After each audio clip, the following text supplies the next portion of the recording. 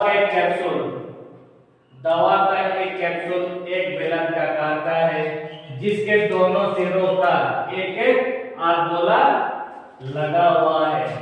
पूरे कैप्सूल की लंबाई 14 mm का है और उसका व्यास 5 mm का है। तो इसका पृष्ठीय क्षेत्रफल क्या करना ज्ञात करना। राइट, तो अब बताओ मेरे पास है क्या, मेरे पास एक दवा है। वो दवा जो देखने में कौन सा आकार का होगा, बेलना आकार का होगा। राइट, उस आकार का है जिसके दोनों सिरों पर क्या एक एक आरगोला लगा हुआ है। राइट, उस कैप्सूल की पूरी लंबाई कितना दिया गया, 14 mm दिया गया है और व्यास दिया गया 5 mm का दिया गया है। राइट, जैसे मेरे पास एक कैप्सूल लेना है, उस कैप्सूल को देखने में बेलनाकार का होता है। राइट, इस प्रकार बेलनाकार का ले लेंगे और क्या लिखा हुआ है, दोनों सिरों पर एक एक आरगोला लगा हुआ है। तो दोनों सिरों पर एक एक आरगोला इस प्रकार लगा हुआ है और इधर भी लगा हुआ है। राइट, फिर क्या लिखा हुआ है, पूरे कैप्सूल की लंबाई कितना दिया गया, पूरे कैप्सूल की लंबाई दिया गया 14 mm दिया गया। फिर क्या लिखा हुआ है, उसका व्यास कितना दिया गया 5 mm है और इसका व्यास कितना दिया गया 5 mm है। बाबू याद करना, आरगोला का व्यास 5 mm का है तो बेलन का व्यास भी क्या होगा 5 mm का होगा और इस आरगोला का व्यास भी क्या होगा 5 mm होंगे। तो अब हम लोग ये पता लगाना है कि मेरे पास क्या दिया गया है और क्या हम लोग निकालना है। तो उसको निकालने से पहले आपको थोड़ा सा याद करना होगा।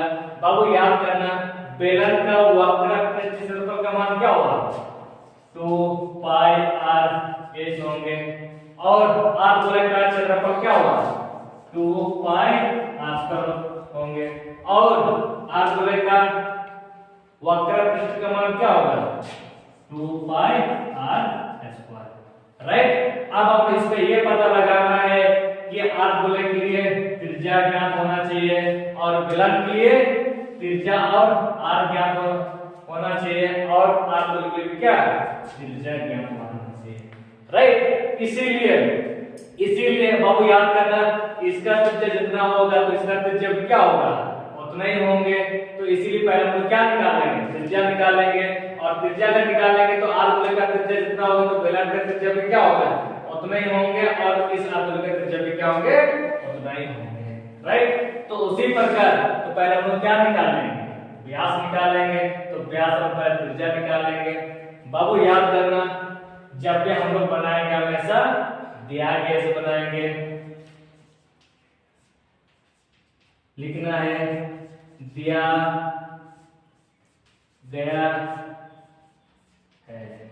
तो मेरे पास क्या दिया गया, व्यास दिया गया, व्यास का मान b, तो व्यास का 20 लिखते हैं और 5 mm। बाबू याद करना, जैसे ये टोटल कितना दिया गया, व्यास दिया गया और व्यास किसके बराबर है, तो यहाँ से लेकर इसको क्या बोलते हैं त्रिज्या बोलते हैं और इसको भी क्या बोलते हैं त्रिज्या है। बाबू याद करना, तो एक त्रिज्या और एक त्रिज्या, तो दोनों त्रिज्या को जोड़े किसके बराबर होंगे, व्यास के बराबर होंगे। व्यास के बराबर होना बाबू, जिसकी मेरे पास क्या है व्यास है, इसीलिए तो व्यास बराबर कितना होगा, एक आर और एक आर कितना होगा 2r हुआ। तो क्या हम लिख सकते हैं कि व्यास बराबर क्या है 2r बराबर ना ले लिए। और वो याद करना मेरे पास क्या है r का मान तब होंगे जबकि बराबर क्या है 5 है और उसको ले क्या होगा बट्टा 2। राइट, क्योंकि यहाँ पर किस रूप में गुना के रूप में और उसको ले क्या होगा बट्टा होगा। तो कितना हुआ r बराबर 5/2 mm हो गया। अब क्या निकालना है, अब ऊंचाई निकालना है। किसका ऊंचाई, बेलन की ऊंचाई। अब याद करना, इसका त्रिज्या कितना मिला 5/2 है। बाबू इसका त्रिज्या जितना होगा तो इसका त्रिज्या भी क्या होगा उतना ही होगा, उसका त्रिज्या भी उतना ही होंगे। पर त्रिज्या का मान तो हम लोग निकाल लेंगे, तो त्रिज्या का मान कितना निकाल लेंगे 5/2 निकाले तो मेरे पास त्रिज्या तो मिला, किसका मान निकालना है? अब बेलन का ऊंचाई निकालना है, राइट। और बेलन का ऊंचाई का मान तब होगा, बाबू याद करिए टोटल लंबाई कितना दिया गया? 14 mm दिया गया। और बाबू याद करिए त्रिज्या में से क्या होंगे? बराबर होंगे। तो त्रिज्या कितना? 5/2 है। तो इधर से त्रिज्या कितना होगा? 5/2 है, क्योंकि त्रिज्या में से क्या होंगे? बराबर होंगे। तो यहाँ से त्रिज्या कितना होगा, इधर से त्रिज्या भी क्या होगा? उतना ही होगा। उसी प्रकार इसका त्रिज्या कितना? 5/2 है। तो इधर से कितना होगा? 5/2, क्योंकि हमेशा त्रिज्या क्या होंगे? बराबर होंगे। इसीलिए वो याद करना, ये त्रिज्या, इस त्रिज्या का मान कितना निकाले? 5/2 है। और इस त्रिज्या का मान कितना निकाले? 5/2 है, राइट। तो उसी प्रकार हम लोग त्रिज्या को कितना निकालेंगे? 5/2 है। अब आप याद करना, ये बेलन का ऊंचाई तब होंगे, बेलन का ऊंचाई तब होंगे जब पूरा टोटल कितना था? 14 mm है। उस 14 mm में से इस कितना, इधर पे एक आर है और इधर पे एक आर है, तो दोनों आर को हम क्या देंगे? घटा देंगे। तो क्या निकल जाएंगे? बेलन का ऊंचाई निकल जाएंगे, राइट। क्योंकि अब हम याद करना त्रिज्या में से क्या होंगे? बराबर। ये त्रिज्या जितना होगा तो त्रिज्या भी क्या होंगे? उतना ही होंगे। ये आर का मान क्या रहा? आर का मान 5/2 रहा। और इस आर का मान भी क्या? 5/2 रहा। तो बेलन का ऊंचाई कम होंगे। सर अब बेलन की ऊंचाई क्यों निकाल रहा है? क्योंकि मेरे पास बेलन की ऊंचाई का मान है क्या? नहीं है। तो पहले बेलन की ऊंचाई को पहले निकाल लेंगे। तो बेलन का ऊंचाई का मान तब होंगे जबकि मेरे पास टोटल कितना दिया गया? 14 दिया गया। कितना? 14 दिया गया। उस 14 में से इधर आर का दिया गया? एक आर है। और ये कितना? एक आर है। तो 2 आर को हम क्या देंगे? घटा देंगे। किसमें से? इस पूरा कैप्सूल की लंबाई में से। तो 2 आर को क्या देंगे? घटा देंगे। तो किसका मान निकलेगा? बेलन का ऊंचाई निकलेगा, ठीक है। तो अभी अपन चलेंगे ऊंचाई, ऊंचाई की एच। तो एच बराबर टोटल कितना दिया गया? 14 mm दिया गया। उस 14 mm में से इस आर को भी, अब बताओ ये 2 आए कैसे? बाबू याद करना, आर का में क्या छुपा हुआ है? 1 छुपा हुआ है। फिर आर का में क्या छुपा हुआ है? 1 छुपा हुआ है। तो 1 जोड़ 1 कितना हुआ? 2 हुआ। तो 2 है क्या? Are, right. बाबू याद में 14 पहले से दिया गया, -2 है। और आर का मान कितना? आर का मान 5/2 रहा, राइट। तो 5/2 ले लिए और 2 भाग दे दिए, तब क्या रह गया? 5 रह गया। बाबू याद करना, 14 में से 5 घटा कितना होगा? 9 mm हुआ, राइट। इसीलिए तो बेलन का ऊंचाई कितना मिला? 9 mm हो गया। पर हम लोग क्या निकाल रहे हैं? हाँ बेलन, सॉरी, कैप्सूल का पृष्ठीय क्षेत्रफल क्या करना है? ज्ञात करना है। इसीलिए अतः तो हम लोग क्या लिखना है? कैप्सूल, कैप्सूल का पृष्ठीय क्षेत्रफल। बाबू याद करना, जैसे कि बेलन का क्षेत्रफल क्या होता है? बेलन का क्षेत्रफल अभी क्या बताया? बेलन का क्षेत्रफल क्या होता है? 2πr/h। इसीलिए बेलन का क्षेत्रफल 2πr/h प्लस, और बाबू याद करना, ये आप दोगे और याद कितने होंगे? 2 होंगे। बाबू याद करना, इसी पूरा इस तरह मान लिए, ये 2πr, एक 2 है और 2π कितना 2 है? एक 2 है। तो ये 2πr के आगे में क्या होंगे? 1 होंगे। और 2πr के आगे में क्या होंगे? 1 होंगे। तो उसी प्रकार ये 1 जोड़ 1 कितना हुआ? 2 हुआ।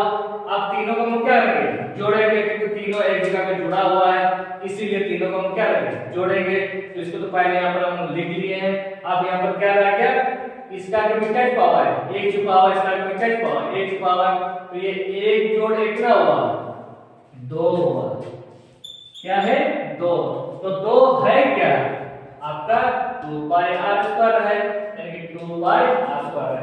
क्योंकि यहाँ से अगर यहाँ तक सेम सेम है तो ये इसके आगे में क्या पावर 1, इसके आगे में 1 1 1 2 हुआ, तो 2 है क्या 2 पाई आर स्क्वायर है, यानी कि याद आ गया 2 पाई आर स्क्वायर है। अब आपको याद करना, अब दोनों में क्या करना चाहिए कॉमन करना चाहिए। अब दोनों में कॉमन कर लेंगे, बाबू देखना ये दोनों में 2 भी है, पाई भी है और आर भी है, राइट। तो दोनों में क्या भी कॉमन 2 2 कॉमन, फिर पाई भी क्या पाई पाई कॉमन, फिर आर भी हम कॉमन कर दिए। तो जब भी कॉमन करेंगे इस ब्रैकेट से बाहर निकल जाएंगे, तब अंदर में क्या रहेगा एच रह गया। अब आपको याद करना है ये 2 को तो बाहर निकाल दिए गए, अब कौन सा 2 रह गया ये वाला 2 अंदर में रह गया। ये पाई को कॉमन कर चुके हैं, आर में कितना था 2 2 था, उस 2 2 में से एक 2 का कॉमन कर चुके हैं, तो अंदर में एक 2 रह गया, इस प्रकार रख लिए। बाबू याद करना मेरे पास 2 को ले लिए और यहाँ पर क्या छुपा है इंटू छुपा हुआ है, और पाई का मान 22/7 है इंटू है, और आर का मान कितना 5/2 है, तो यहाँ पे लिखिए 5/2 है। फिर इंटू कीजिएगा, एच का मान कितना 9 mm दिया गया, 9 प्लस 2 तो पहले से है, और आर का मान 5/2 है। बाबू याद करना इस प्रकार बात कर सकते हैं, दे सकते हैं ना। अब बाबू याद करना ये 2 2 कैंसिल आउट हो गया, अब क्या रह गया 5 दूना 10, हाथ में 1 रहा, और 5 दूना 10, 10 और 1 ना हुआ 11/7 हो गया, और यहाँ पर क्या इंटू, फिर वो याद करने यहाँ पर क्या छुपा है, तो यहाँ पर जोड़ है, तो 9 और 5 दोनों को जोड़ना होगा 14 हो गया। अब क्या ऐसा हम बात कर सकते हैं 7 एकम 7, 7 दूना 14, अब यहाँ पर क्या रह गया गुना रह गया, तो 2 0 0 हो गया, 2 एकम 2 हो गया, और 2 एकम 2 हो गया, राइट। पर यह क्या कैप्सूल का पृष्ठीय क्षेत्रफल हुआ, और क्षेत्रफल का यूनिट क्या होता है एस पर होंगे, पर ये किसमें दिया हुआ है mm में दिया हुआ है, उसको किस पर रखेंगे mm स्क्वायर, राइट। अगर इस प्रकार का आपको अगर वीडियो अगर अच्छा लगता है तो सब्सक्राइब कीजिएगा और लाइक कीजिएगा और अपने दोस्तों को शेयर कीजिएगा, राइट।